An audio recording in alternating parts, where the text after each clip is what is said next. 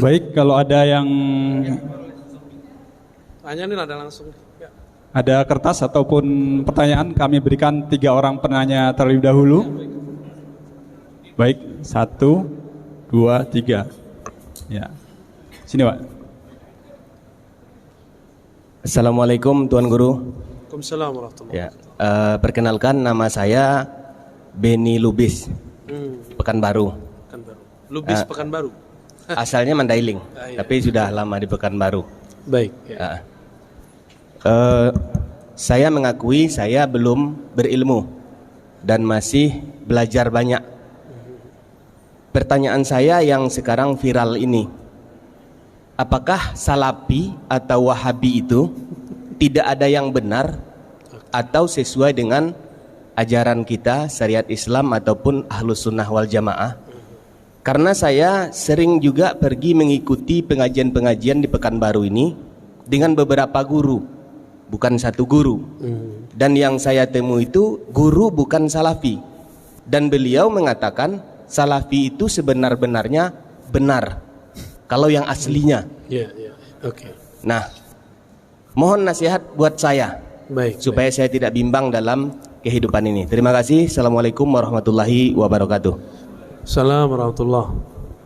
Saya panggil Pak Lubis saja ya. Lubis Al-Mandailingi. Ya. Luar biasa itu Lubis. Baik, bismillahirrahmanirrahim. Alhamdulillah wassalatu wassalamu ala sayyidina Rasulullah ma ba'du. Apakah Salafi itu tidak ada benar-benarnya? Itu pertanyaannya ya. Ya ada benernya lah Pak, masa nggak ada benernya? Ya, cuma mereka memonopoli kebenaran, itu aja masalahnya. Adakah kebenaran di Salafi? Ada, tapi mereka menganggap mereka paling benar. Coba dengar taklim-taklimnya. Bukan, gak usah dengarkan saya, dengarkan mereka aja. Nanti kalau saya ngomong disebut memfitnah lagi ya. Ya, antum sudah tahu semua. Nggak usah bab akidah, bab jenggot sama sarung aja udah repot kita ngomong sama mereka ya. Nggak bisa dibilangin.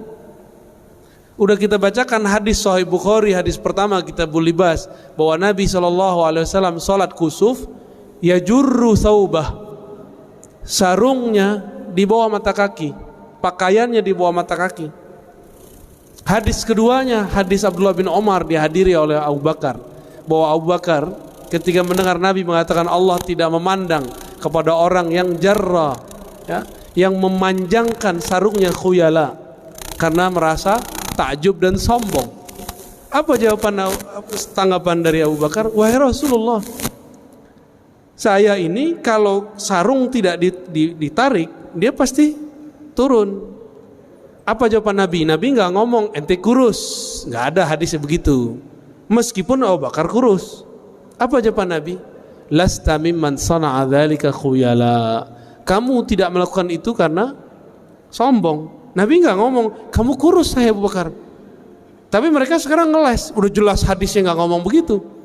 Nah, tapi ingat, saya tidak pernah membenci Salafi. Ya. Saya enggak pernah benci Salafi, Pak. Bahkan imamnya Salafi itu Ibnu Taimiyah itu saya cinta sekali itu. Cuma saya kritik.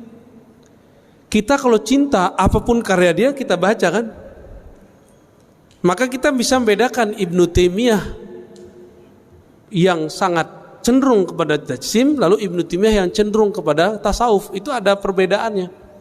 Jadi kalau mereka buat Imam Asy'ari 3 periode, Ibnu Taimiyah ada 2 periode Pak, bukan 3 periode presiden. Periode terakhirnya jadi sufi dia. Itu teksnya jelas, imamnya jelas, kalamnya jelas, bukunya jelas. Nggak perlu pakai persepsi-persepsi, teori-teori. Yang ngomong langsung Ibnu Qayyim, ya, bukan Ar-Razi yang ngomong. Terus masalahnya apa dengan Salafi? Ya masalahnya mereka bikin masalah, Pak. Apa masalah yang mereka bikin? Kita biasa-biasa aja pakai kunut, dia masalahin, gitu. Bagi kita orang nggak kunut masalah nggak? Nggak masalah, ya. Ini Pak Lubis motong jenggot, bagi kita nggak masalah, bagi dia masalah Pak. Ya. Jadi dia mempermasalahkan yang kita nggak masalahkan. Kita kalau ada orang meninggal, kita bacakan doa sembari bacakan ayat, yasinan, tahlilan. Bagi kita masalah nggak? Bagi dia masalah. Yang cari-cari masalah. Ini mau Rabiul Awal, kita cinta Nabi. Nanti dia cari-cari masalah. Apa masalahnya? Maulid Nabi itu pertama kali dibuat oleh Syiah. Loh, mana ada riwayatnya begitu? Ya. Maulid Nabi itu Nabi sendiri yang maulidan. Beliau puasa setiap hari Senin, ya enggak? Lalu dia enggak pakai sejarah kita, dia pakai sejarah dia buat-buat sendiri. Tadi lucu tuh ngobrol sama Kiai Idrus. Salafi itu kan mengkafirkan Syiah, Pak. Benar enggak? Giliran masalah maulid mereka percaya sama orang Syiah. Bahwa Syiah lah yang pertama buat maulid. Loh, suka-suka dia ya. Itu kita lucu juga dengar Kiai Idrus tadi itu. Mumpung belum tahun politik, Pak, jadi kita ketemu dulu dengan kiai-kiai itu ya. Ntar kalau udah tahun politik, aduh, kiai-kiainya ditarik-tarik ke politik, repot ntar. Mumpung masih adem setahun 2 tahun inilah, ya. Gitu Pak Lubis ya. Jadi kita nggak pernah benci mereka, bahkan kita sayang kepada mereka. Saya punya teman-teman salafi yang baik. Ada Pak, walaupun dia tahu perdebatan saya dengan tokoh-tokoh salafi itu dia tahu. Kalau ketemu kita sapa-sapaan, kita salam-salaman, satu soft, biasa. Berarti ada toh yang benar? Ya, kalau banyak nggak Pak? Ya, Bapak masih ingat di Kampar? Ya, itu aslinya begitu Pak. Aslinya begitu. Terus kita masih mau diam. Apa kata dia? NU Muhammadiyah Jamaah Tabligh. Andi 3 kali lo ngulang itu Pak di sebelum Pekanbaru nih. Ya. Jamaah apa? Tabalik. Iya. Itu aslinya dia ngomong begitu. Dia minta maaf enggak? Enggak. Untuk apa dia minta maaf? Bagi dia memang NU Muhammadiyah sesat. Karena NU Muhammadiyah berakidah Ahlussunnah Asy'ariyah. Bedanya dalam fikih Muhammadiyah mutaakhirin belakangan tidak terikat satu mazhab, tapi tidak membatalkan mazhab. Prototipenya kan ada tuh Ustadz Adi Hidayat kan. Beliau kan gak anti mazhab, ya kan? Gak anti kan? Dan tidak membatalkan mazhab. Jangan-jangan beliau Syafi'i juga kan, tapi Syafi'i jalur yang mana gitu. Gitu Pak Lubis ya. Aman? Terjawab? Ya, kita biasakan husnuzon kepada siapapun. Tapi kalau diajak kritik, ayo kita balas-balas. Dia hantam kita, dia batalkan kajian kita, masa kita diam Pak? Hak jawab kita ini disebut memfitnah sama dia. Ya suka-suka kamu lah ya. Kata orang Jawa apa? Sekarepmu. Ya lanjut. Silakan panitia di kondisiin.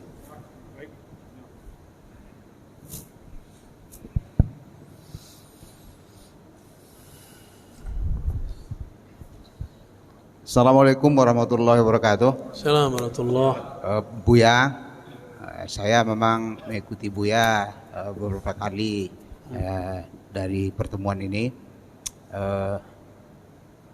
Kemarin di Masjid Ar-Rahman Buya bicara masalah tauhid. Tauhid itu yang terakhir adalah surat Al-Ikhlas. Buya katakan bahwa di surah Al-Ikhlas itu ada tauhid uluhiyah dan tauhid rububiyah. Allah qul huwallahu ahad, Allahus samad. Ahad itu adalah uluhiyah, samad itu adalah rububiyah. Maka di buku Buya tulis itu nanti bukan uluhiyah tetapi adalah ahadiyah dan somadiyah. Tapi orang sebelah itu menambah, dia tambah dengan asma wa sifat. Ada lagi yang menambah itu dengan hukmiyah, jadi 4 gitu. Apa itu sebenarnya mengkaji tauhid itu? Baik. Ada uluhiyah, ada rububiyah dan asma wa sifat. Baik. Itu dan di mana ini letaknya Buya? Terima kasih. Assalamualaikum warahmatullahi wabarakatuh. Bagus Pak, Bapak mengikuti ya. Udah kayak mahasiswa nanya dosen. Pertama tolong digarisbawahi, istilah uluhiyah kita berbeda definisi dengan uluhiyah salafi. Istilah rububiyah kita berbeda definisi dengan rububiyah salafi. Uluhiyah kita adalah Allah mengahadkan dirinya sendiri, dengan kalamnya sendiri. Itulah kul huwallahu ahad. Hanya Allah lah yang bisa mengesahkan dirinya sendiri sesempurnanya. Itulah tauhid uluhiyah. Uluhiyah kita sebut juga dengan bab. Jadi kalau ahli-ahli tasawuf nyebutnya ahadiyah, tapi ahli akidah nyebutnya uluhiyah. Adapun yang kedua, tauhid samadiyah, yang boleh diartikan tauhid rububiyah, tauhid penciptaan, pengaturan alam semesta. Jadi Allah itu ngatur kita lewat nama As-Samad itu. Dengan As-Samad itulah Allah menghidupkan satu rambut di tubuh, satu sel di badan kita. Maka Allahus Samad disebut tauhid penciptaan, tauhid pengaturan alam semesta, bahwa dialah satu-satunya yang numbuhin rambut bapak sendiri atau Allah? Yang numbuhin badan mak kita atau Allah? Allah ya. Nah itu maksudnya. Itu biar gampang Pak. Dari tauhid ini, dari kata ahad kita turunkan nama Allah wujud. Dari kata samad turunlah sifat-sifat yang lain yang kita sebut sifat wajib, salbiyah, ma'ani, ma'nawiyah. Digabung jadilah sifat 20. Karena Bapak ini gak bisa ngapalin sifat 20 sebagian, kalau Bapak mungkin bisa ngapalin. Yang lain kan susah Pak, udah kita ringkas jadi 2. Pembagian 20 itu kan untuk zamannya, untuk zaman kita bisa lebih mudah. 2 aja cukup. Ahadiyah, samadiyah, atau uluhiyah, rububiyah. Lalu bagaimana dengan tambahan orang yang menambahkan asma wa sifat? Nah, tunggu dulu, kita ganti topik. Uluhiyah rububiyah yang kita maksud barusan ini akidah ahlus sunnah. Sedangkan yang bukan ahlus sunnah tapi mereka mengklaim itulah tauhidnya Nabi. Bahkan di buku-buku mereka itu inilah tauhidnya para nabi bahkan sebelum Nabi Muhammad. Lebay gak? Emang para nabi dulu tauhidnya uluhiyah rububiyah asma sifat? Ada gak mereka bagi tauhid? Gak ada kan? Pembagian ini artinya berbeda. Uluhiyah versi Ibnu Taimiyah artinya tiada yang berhak disembah kecuali Allah, disebut tauhid ubudiyah. Adapun tauhid rububiyah sama, tauhid penciptaan alam semesta. Mereka tambahkanlah satu, al-asma was sifat. Ibnu Taimiyah tidak mengerti akidah Asy'ari. Kata dia Asy'ari hanya meyakini 7 nama atau 7 sifat Allah.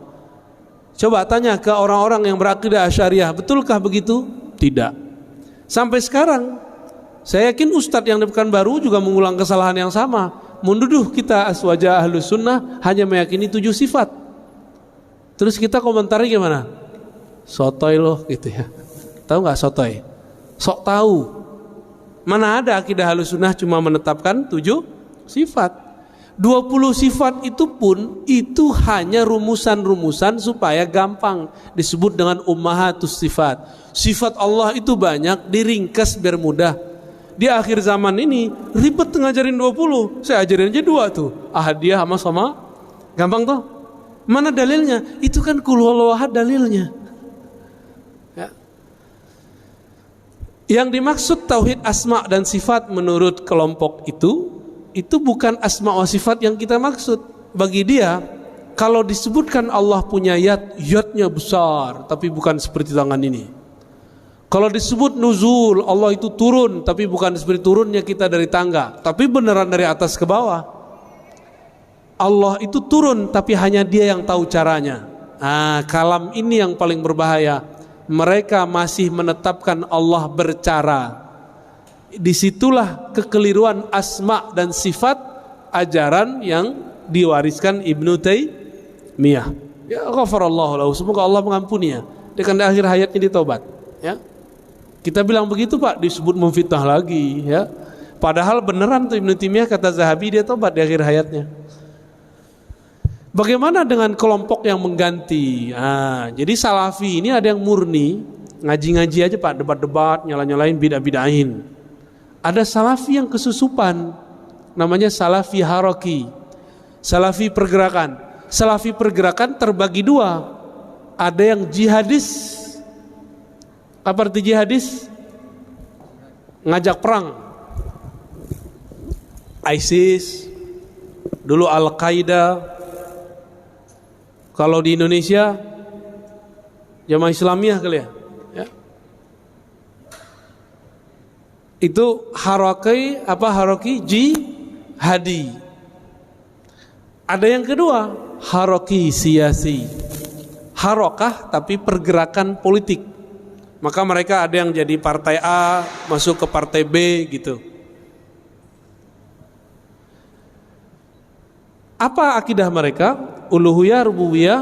Yang ketiga itu tauhid mulkiyah atau hukmiyah, bahwa pemerintahan di alam semesta di dunia ini harus satu, daulah Islamiyah. Ya bagus sih, cita-cita daulah Islamiyah bagus nggak? Tapi kalau versi mereka saya nggak mau. Ya, daulah Islamiyah yang kita tunggu itu daulah Islamiyah yang nanti akan dibangkitkan oleh Al-Imam Al-Mahdi. Itu aja Pak, nanti udah nggak ada lagi. Maka apapun pergerakan orang hari ini buat negara Islam, buat khilafah Islamiyah, itu akan terhalang terus. Negara apa yang akan mengatakan kami akan menerapkan syariat Islam, gak akan berhasil. Ada aja halangannya. Karena Allah tidak ridha kecuali untuk imam akhir zaman. Ini kan udah mulai banyak berita-berita nih. Nanti antum akan menilai ustadz cuma karena masalah politik. Tadi ada yang nanya di masjid apa tadi? Yang pagi-pagi. Tapi pas lagi makan, ustadz ini kayaknya pro Jokowi nih. Kata dia, loh saya kan nyoblosnya Prabowo. Masalahnya Prabowo sekarang jadi menterinya Jokowi. Ini canda-canda kita Pak. Kita tanya balik. Pertanyaannya disampaikan oleh bapak itu tuh, mana tadi? Yang gak datang dia. Apakah akidah Ahlussunnah batal karena pilihan politik? Saya nanya cuma gitu. Batal gak Pak? Hah? Iya. Gimana nih? Bingung mau iyanya. Batal apa enggak? Apa hubungannya Bapak ini projo sama probo dengan Ahlussunnah? Apa hubungannya? Adakah dalam kitab-kitab Ahlussunnah, adakah dalam Al-Quran dan Sunnah, kalau kamu projo, kamu enggak sah aswajanya? Kalau kamu probo, kamu aswaja beneran? Ada enggak? Ini urat takut saya enggak ada Pak, sorry ya. Ini kan beberapa kan takut ditinggal jamaahnya cuma karena masalah projo dan probo. Orang dekat saya itu dia nyoblosnya Jokowi Pak. Tahu maksudnya orang dekat saya? Ya, jangan bilang-bilang. Tapi kami biasa-biasa aja tuh.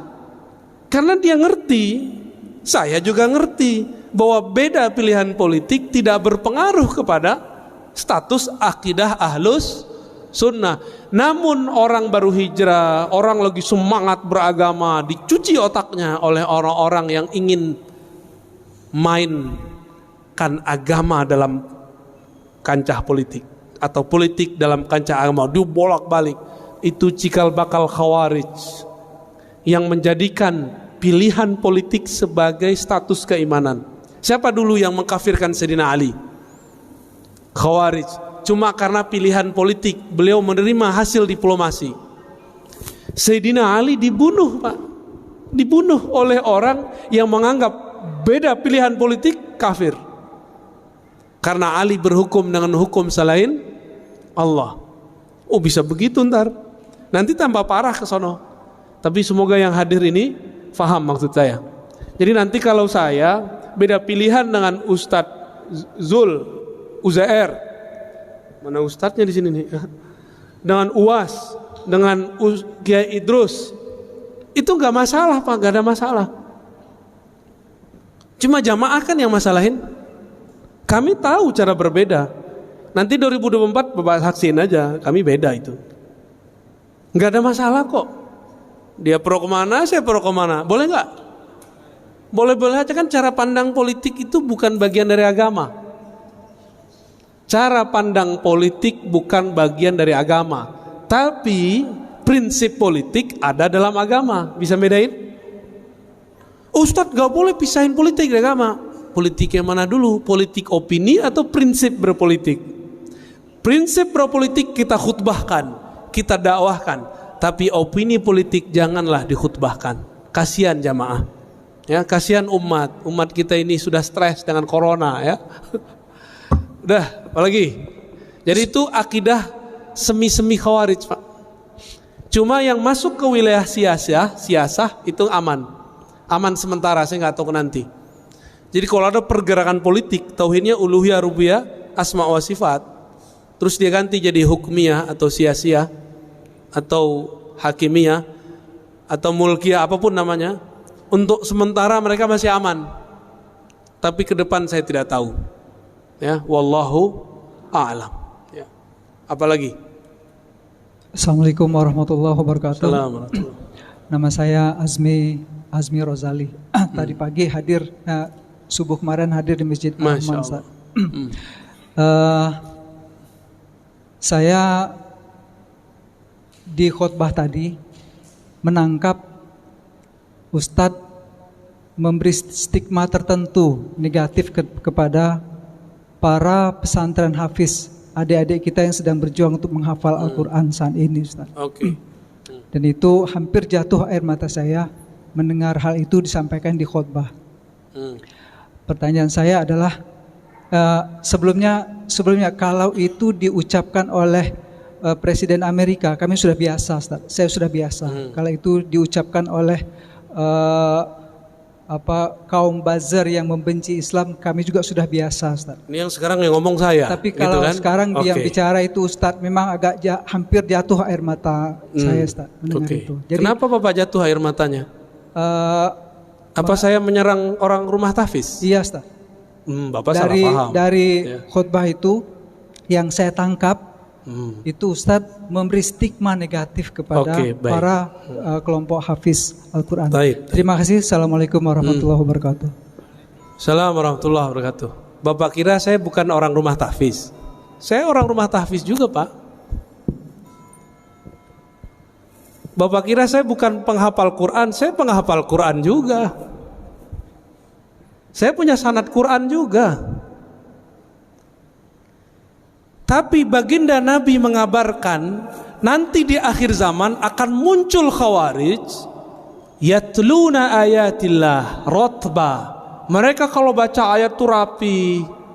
Kita nggak paham maksudnya apa. Ternyata di akhir zaman menjamur rumah-rumah tahfiz. Disitulah masuk khawarij. Saya nggak menyalahkan rumah tahfiz, tapi saya menyalahkan kalau rumah tahfiznya kemasukan. Paham?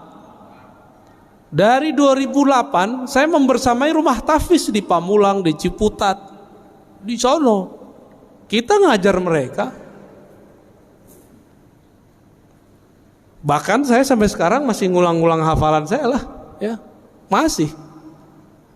Nggak ada stigma negatif. Stigma negatif itu kalau rumah tahfiz sudah kemasukan, dan itu kejadian, Pak.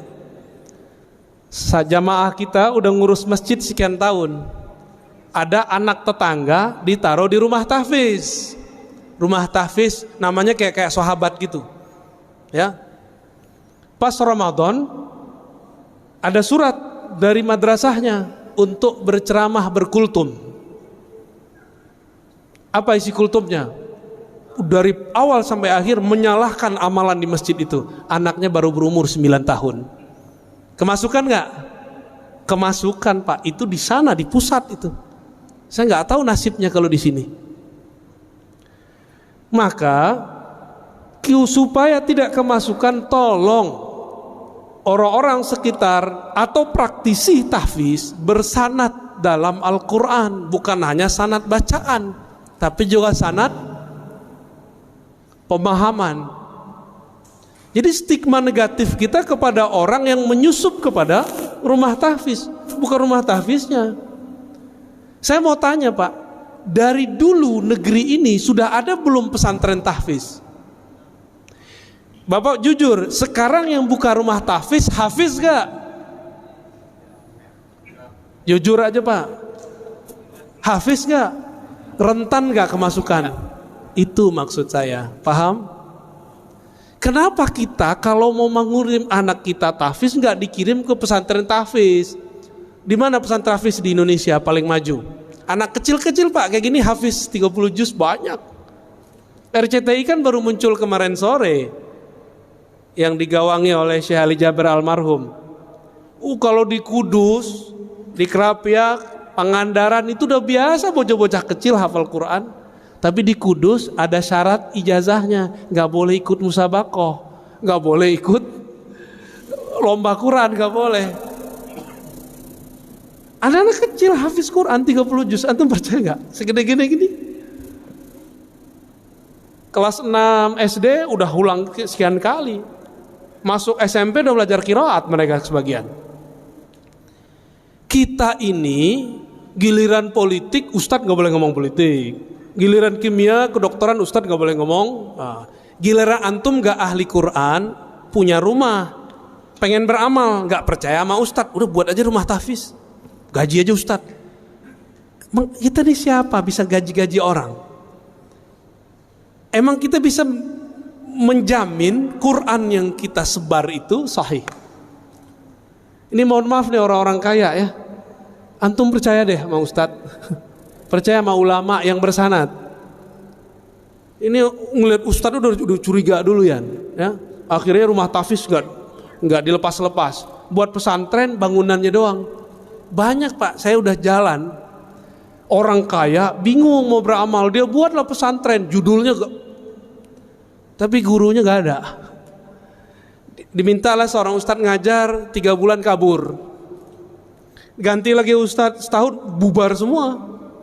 Dia kira pesantren itu kalau ada bangunan terus tengahnya ada masjid berkubah, terus ada kaligrafi, dia mengira pesantren itu begitu. Pesantren bukan itu Pak. Pesantren itu guru murid, kiai santri, ngaji baru ada bangunan. Kalau orang sok beragama, dia buat bangunan dulu, dia kira bisa bikin pesantren. Paham? Yang ngerti pesantren siapa? Ulama. Yang ngerti buat jalan, buat bangunan siapa? Insinyur. Maka kami nggak urus Pak itu. Kita ini sering membatas-batasi ustadz, tapi kita kemudian ngambil wilayah dia. Ya. Jadi kalau nggak pakar-pakar amat, lu serahin ke pakarnya. Rentan sekali. Dan Bapak percaya atau tidak, salah satu guru saya didatangi salah satu gerakan rahasia di dunia, saya nggak usah sebut, dan mereka mengatakan apa, disampaikan ke kita waktu itu. Ini Bapak percaya atau tidak, ini bukan stigma negatif. Rumah-rumah tahfiz, ma'had tahfiz yang tidak jelas sanadnya itu proyeknya kami. Itu mereka yang ngomong tahun lalu. Untuk mengadu ulama-ulama yang ada di pesantren-pesantren dengan orang yang juga berkopiah, ngafal Quran, tapi isi dalam kolbunya tidak ada Quran. Dia cuma ngapal. Ini mohon maaf Pak, kita ini kan termakan. Kalau makof itu kok ahli Quran. Ahli Quran itu ada yang pakarnya hafalan, ada yang pakarnya tafsir, ada ahli Quran pakarnya di hadis, ada ahli Quran pakarnya di fikih, ada ahli Quran pakarnya di tasawuf. Itu semua ahli Quran. Bukan yang cuma tamatan Quran Pak, hafal tahfiz, enggak. Apakah bisa mengamalkan Quran tanpa ilmu fikih? Apakah bisa mengamalkan Al-Quran tanpa ilmu akidah? Kan enggak bisa. Jadi tolong diluruskan Pak ya. Saya tidak pernah punya stigma negatif kepada penghafal Quran. Saya cuma mengkhawatirkan jika rumah-rumah tahfiz dibuat oleh orang yang bukan ahli agama, nanti kesusupan oleh kelompok khawarij. Itu aja Pak. Ya.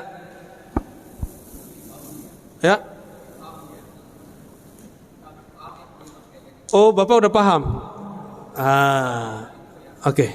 Berarti Bapak sudah tahu titik-titik gelapnya di mana ya? Ya. Cukup? Ada lagi? Terakhir ya? Baik. Baiklah, Assalamualaikum warahmatullahi wabarakatuh. Waalaikumsalam warahmatullahi. Nama saya Afdal A. Saad dari Solok, Sumatera Barat. Masya Allah. Jadi tinggal siang ini kita tinggal di Solo apa di sini, Pak? Tinggal di Solok. Kita sama-sama tamu di An-Nur siang ini. Terima kasih. Pertanyaan pertama, kenapa setahu saya di Riau dan Sumatera Barat tidak diminati tinggal oleh para habaib? Mereka lebih cenderung Pulau Jawa, Kalimantan. Ini supaya jemaah jangan salah memahami, tolong beri pencerahan dalam hal itu. Yang kedua, Al-Quran cetakan Madinah yang dibagi-bagi kepada jemaah umrah, saya juga dapat. Itu Bismillah, biasanya kita mengenal lafaz Jalalah Allah itu di atas tanda tasydid itu barisnya berdiri, jadi bacanya mat Allah. Tapi Al-Quran cetakan Madinah itu sudah miring aja, enggak amat lagi. Jadi jemaah umrah banyak yang ragu ini bagaimana pencerahannya. Baik. Itu pun yang lain-lain, Makkah, Makkiyah, Madaniyah, di sana tidak ada lagi. Informasi di awal surat itu berapa jumlah ayatnya dan berapa rekaknya. Bahkan reka itu sendiri pun di Al-Quran Madinah tidak ada lagi. Padahal itu batas rukuk Nabi. Ya. Baik. Nah, itu yang kedua. Yang ketiga, maaf terlebih dahulu, kritikan hal. Kalau keadaan kita sekarang ini, kalau tadi Ustadz nampaknya persilakan yang bertanya sebelah kiri dulu, terakhir sebelah kanan. Apa ini kira-kira ada kececer sunnah kita kalau Rasul. Bapak ngeritik saya, kritik pengurusnya, Pak. Baik, Pak, terima kasih, Pak. Ya kalau pengurusnya, Bapak serius amat soalnya. Ya, Ustadz juga harus membenarkan itu. Jadi ini jadinya saya yang dapat posisi duduk sudah saya atur dari tadi, Pak. Karena punya harapan saya yang pertama dulu. Tapi saya yang jadi penutup. Nah ini mungkin karena ya gitulah. Ya 3 pertanyaan. Tangannya kurang tinggi, Pak. Ya. Bagaimana, Pak? Iya. Sudah, terima kasih 3 pertanyaan siang ini. Assalamualaikum warahmatullahi wabarakatuh. Assalamualaikum warahmatullahi wabarakatuh. Jauh sekali, Pak, dari Solo.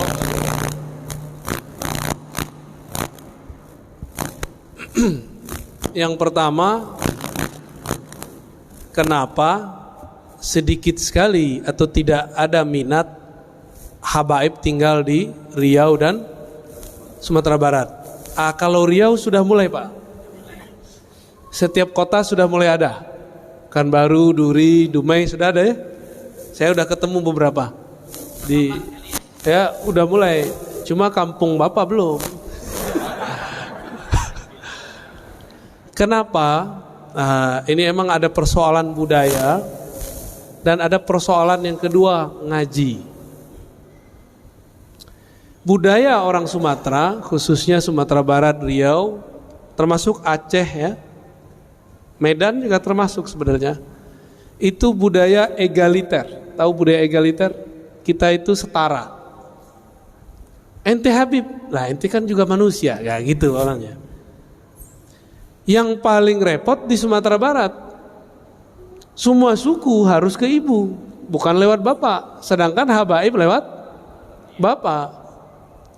Maka banyaklah yang wajah-wajah zuriat Nabi di Sumatera Barat, tapi dia nggak punya suku lagi, namanya nama-nama orang Minang, Pak. Nama-nama orang yang sudah biasa lah. Nggak nama Habib lagi, nggak ada lagi Segaf, nggak ada lagi Atos, nggak ada. Yang bertahan cuma di daerah Pariaman. Itu pun perdebatan sanatnya juga lumayan panjang. Tuangku Sidi itu ya. Sidi Fulan ya. Tapi Bapak kalau ke Jambi, di Jambi masih banyak. Ada kampung, apalagi di Palembang. Itu banyak sekali. Habib-habib di Betawi itu dari Palembang kebanyakan ya. Bahkan ada yang berapa dari pesisir Aceh ya. Taib. Kenapa?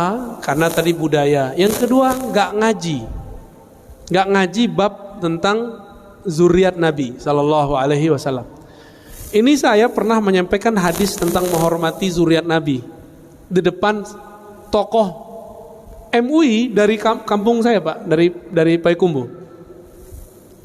Apa kata dia? Kamu kalau baca hadis ini nih, kamu akan dituduh Syiah. Loh, kenapa, Pak? Ini kan hadis Sahih Muslim. Dia bingung, emang Sahih Muslim? Kita bacain hadisnya. Nabi mengatakan, inni tarikum fikum tsaqalain. Aku tinggalkan kepada kamu dua beban, dua wasiat. Pertama kitabullah, yang kedua ahlu baiti. Hadis yang masyhur, taraktu fikum amrain, ya kan? Itu hadisnya nggak sampai derajat sahih. Kitab Allah wa sunnati, ya. Itu hadisnya tidak sampai derajat sahih, cuma riwayat Ibnu Abi Syaibah.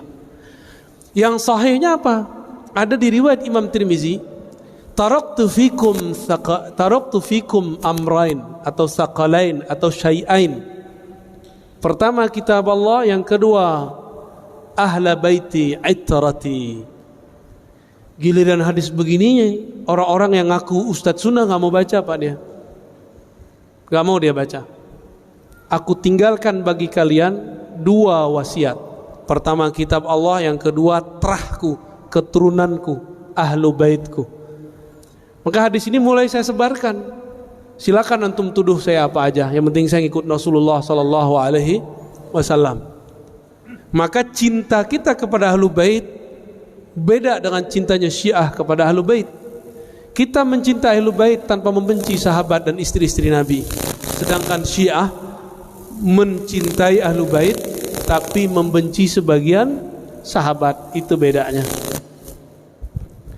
Bagi saya ada dua keluarga Nabi, ada keluarga nasab, ada keluarga sahabat.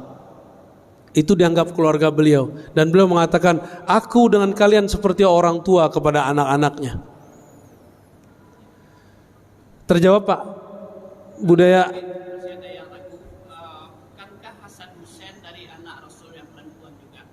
Iya, tapi masalahnya orang Minang gimana? Nggak? Nabi SAW mengatakan, semua nasab terputus kecuali nasabku. Maka khusus buat Nabi itu matrilineal dari Fatimah. Tapi setelah itu kembali ke, kan bapaknya masih ahlu bait, Abu Thalib, ya, nggak ada masalah kok, Pak. Kalaupun anggap nih matrilineal, emang nggak sah tuh nasab ke ibu. Berarti bapak batal sebagai orang Solo kan? Ya, oke. Ciri-ciri tentara Dajjal di akhir zaman tidak percaya zuriat Nabi. Kenapa? Imam Mahdi itu zuriat Rasulullah SAW. Nanti dia muncul, nggak mungkin. Keturunan Nabi udah habis. Ada gak yang ngomong begitu? Dia nggak sadar ngomong begini itu udah ditandain sama Dajjal, dia langsung, wah ini panglima gua nih, ya. Hati-hati, Pak. Hati-hati, Pak. Cinta ke keluarga Nabi, benci ke sahabat Nabi, sama, Nabi juga nggak suka. Itu dimanfaatkan juga oleh Dajjal ntar, ya. Yang kedua tentang Quran Madinah. Bapak kalau nggak suka pakai Quran cetakan Kudus saja, Pak. Ya, nggak usah dimasalahkan. Itu masalah tadi huruf segala macam itu ada ilmunya, namanya Rasam Utsmani. Rasam Utsmani itu ada mazhab-mazhabnya. Kalau tidak paham nggak usah dikritik. Ya, udah belajar belum Rasam Utsmani? Nggak belajar? Ya udah, ini nggak usah kasih tahu. Kenapa dalam huruf kita, ya, kita coba kita lihat Bismillah, alifnya di depan nggak? Bener. Padahal aslinya ba ketemu alif, tapi alifnya ditaruh di depan. Itu ilmu rasam. Karena seorang ahli rasamnya dulu ahli tasawuf, dia mengerti ilmu hakikat bahwa alif tidak boleh didahului oleh ba. Tetap bacanya Bismillah, bukan Bismillah. Terus apalagi? Quran yang kita pakai di Indonesia itu dulu Rasam Utsmaninya kebanyakan yang sudah berkembang di India. Jadi Quran yang ini nih Pak, ini pada pakai Quran ini kan kebanyakan. Ini dulu di India. Alhamdulillah di daerah Kudus, di daerah Jawa Tengah berkembang khat. Santri-santri itu muda-muda itu mereka punya hobi menulis Quran, tulis tangan. Sampai sekarang masih ada. Makanya Bapak tolong kalau mau anaknya ahli Quran jangan nanggung-nanggung, langsung taruh ke Kudus sono. Di situ banyak Pak pesantren-pesantren nanti, silakan ke sono. Sanadnya bersambung kepada Rasulullah sallallahu alaihi. Atau teman-teman kita yang baru pulang ketemu Syekh Aiman Suwaid, ya, Syekh Aiman Suwaid ada yang tahu nggak? Yang tahu mungkin imam kita doang tadi ya. Syekh Aiman Suwaid, ulama Syam, dia tinggal di Jeddah, dia buat daurah-daurah kemana-mana. Itu teman-teman kita tamatan Mesir, tamatan Yaman, tamatan Syam, itu banyak yang berguru kepada beliau. Qurannya bersanad. Karena beliau akidahnya Ahlus Sunnah, Asy'ariyah dan bermazhab Syafi'i. Jadi Bapak nggak usah baca itu Pak. Emang orang di Madinah mau buat khat itu sembarangan? Enggak, itu ada ilmunya. Dan memang berbeda khatnya orang Hindi, rasamnya mushaf orang India yang turun ke Indonesia dengan khatnya orang Madinah. Itu beda, ya. Jadi tolong jangan dimasalahkan. Nih Qurannya udah ganti nih. Cukup Pak. Yang terakhir kok mulai dari kiri, itu urusan panitia Pak ya.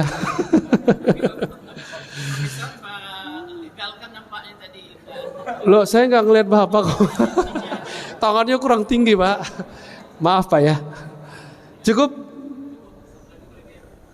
Kata Mr. Adam udah nggak boleh. Ini keturunan Nabi Adam ini.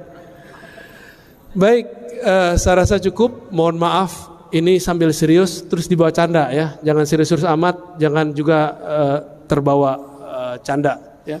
Mohon maaf kalau ada yang tersinggung, tersenggol. Saya tidak bermaksud menyinggung siapa saja, tapi memang saya begini adanya. Mohon ridhonya, mohon dibuang kalau ada rasa kesal, saya pun membuang kalau ada rasa tersinggung. Nasallallahu salamata sadar, kita minta kepada Allah hati yang selamat, hati yang bersih. Al-Fatihah. Iya kan ya. Siratal ladzina Subhanakallahumma bika asyhadu an la ilaha illa anta astaghfiruka wa atubu ilaik. Assalamualaikum warahmatullahi wabarakatuh. Waalaikumsalam.